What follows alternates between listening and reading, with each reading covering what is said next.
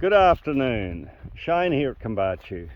So this morning, Maren, my 22-year-old Japanese woofer, who's in third year in ag college in Japan, we spent the morning trimming in these syntropic rows in the sheep paddock. So we've created space for the fruit trees in here. We've pruned what was close to them, eucalypts and pigeon pea and whatever, and laid it on the ground to feed the system. But yeah, we've gone through and identified the trees. There's a citrus here. Some of these trees were sending things straight to the sky, so we cut those ones out that were heading north because I want to keep these trees down where they're easy to harvest from. Yeah, just cleared the space. Here's another, some sort of a fruit tree. I don't know what these guys are, but we'll find out eventually, I guess, if they're actually a fruit tree. Here's another little kind of a fruit tree that has these tiny little kumquat type things on it. It's doing awesomely. What I can't get over, these trees have been basically managed in the stun system. Yeah, total neglect, severe total neglect, or severe total and utter neglect. But yeah, we've opened up the space for them, let the light in, so they'll begin to fill the space, and anything that grows around them, the ukes, the casuarinas, the bananas, whatever, just gets laid on the ground as mulch to feed the system. And this is the paddock, of course. Here's another fruit tree here. We've opened up a space for him. This is a paddock, of course, where the sheep are, and my famous Maremma puppies, who are now just 2 weeks at Kumbartcho. They were 12 weeks old when I picked them up. So at 14 weeks, they're coming to greet us. Here comes one. Hello, puppy. And so last Sunday, they graduated from living in these dog cages here outside the sheep yard. So the sheep were locked up at night, so they're living next door to each other, kind of like neighbours in suburbia. So last Sunday they graduated from that cage there. Here's the other one coming. Hello, puppy. Hello. Good pup. I haven't got any treats for you. But yeah, last Sunday they graduated from being in the cages to being here in part of the sheep yard. So they've been living in this pen here, and the sheep are locked just through the rails. The sheep are locked in here at night time. So they're living in each other's pockets, literally. So it's kind of like an apartment dwelling.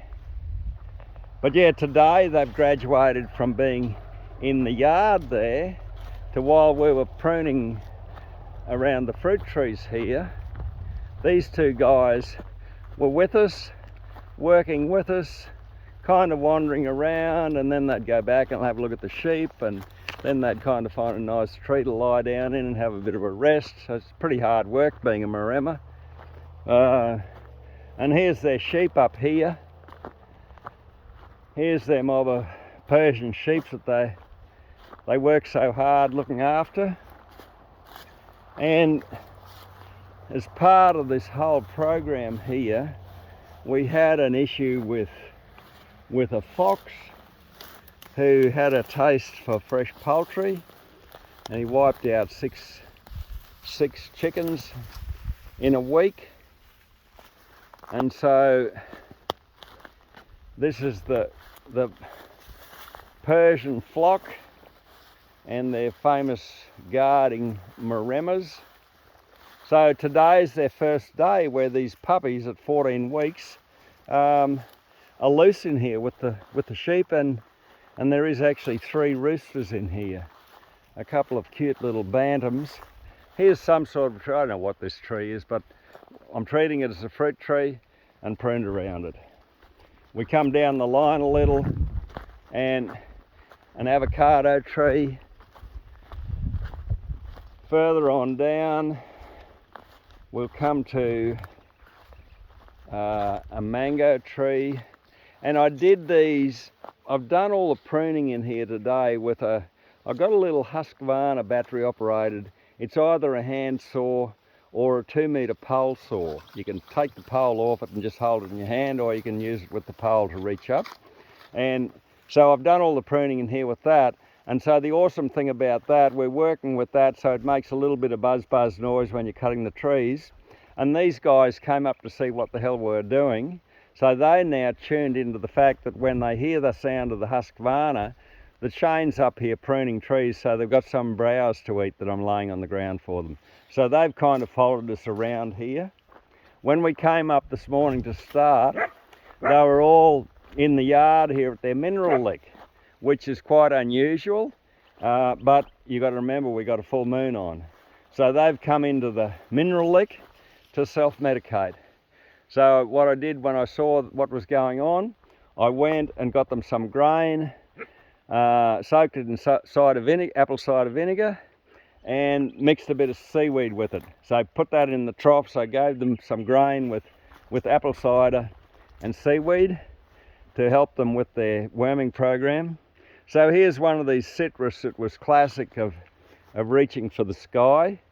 So we've pruned off those ones that were going straight up and left the stuff that's down low. I want to keep these trees where I can harvest off them.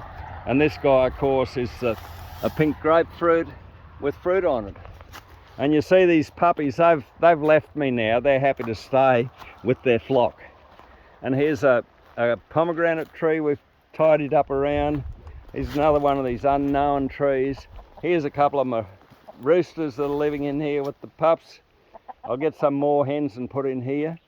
So the fox, I actually bought some biodynamic peppers, homeopathic peppers for the fox, and I've sprayed that around a couple of times with my E9 complex biodynamic activator. Another citrus. Yeah, I'm impressed with these trees the way they're doing in here. Here's a macadamia nut. Yeah, these trees are basically like 3 years into stun management. This is another unknown, but I'm treating it as a fruit tree. That fig tree behind it there needs to come off at ground level because it's too dominant where it is. Another one of these unknowns, which I'm assuming is some sort of a fruit tree. And down the line here is quite interesting because here we are, the shortest day of the year, and I've got a fig tree in full leaf and covered in fruit. How interesting is that? I've got another fig tree up the top of the paddock that's totally bare, not a leaf on it. It's in sync, this one's out of sync. And we come down here, there's another fig tree that had this huge big wattle tree growing next to it. So I've taken that down and we've mulched around this fig tree. And then we kind of peter out down here to some newly planted trees, a peanut tree and a guava. And somewhere in this mix, I think there's a neem, miracle tree, whatever they're called, that permaculture people grow. And then we come over to the next row and a macadamia down there in that gap. Here I think we've got a lemonade that I discovered in the prunings, and on it goes. It's just awesome. Like here's look at this mango. Like this guy's really tanked. He's going like crazy. It's not too long ago this guy had all new growth on him. About a month ago he was all red with new leaf coming on. But see, we've dropped everything around them on the ground. So mulched them. And another citrus here that's now got lots of mulch around him and he's got the space to himself. Shane's got a kind of an unintentional wetland here where the pipe's got a leak in it. We've got to come and dig that out. Another mango that's powering along there. And another citrus here that's powering along. And you see this guy was really reaching for the sky, so we dropped that on the ground. Avocado in here, a seedling avocado that's out of line. But this seedling avocado, quite a few years ago, I set up a natural sequence farming contour above it and dug a little pond above it, so the water drains into that pond. I chuck all the fertility in that pond and it feeds this tree. And it's awesome how this guy's growing, just a seedling. Another citrus here, And so it goes on. Here's a white sapote which had reached to the sky, but I don't want them up there. So I gave him a haircut, used him as mulch around the citrus, and if he wants to get on with life, this is the sort of branches I'm encouraging. See the way this one, it goes out and down. Yeah? So this guy goes out from the tree and then comes back towards the earth. And my mate Kim Green from the Adelaide Hills, who's quite experienced in pruning trees, has told me that those ones that are spearing straight for the sky are the male limbs, and we don't want them. We want to keep the ones that are more horizontal limbs. They're the female limbs, and they're the ones we get the fruit off. So yeah, mango, pomegranate. This is the fig tree with no leaf on it at all. Another good, well-advanced mango. Another citrus in here.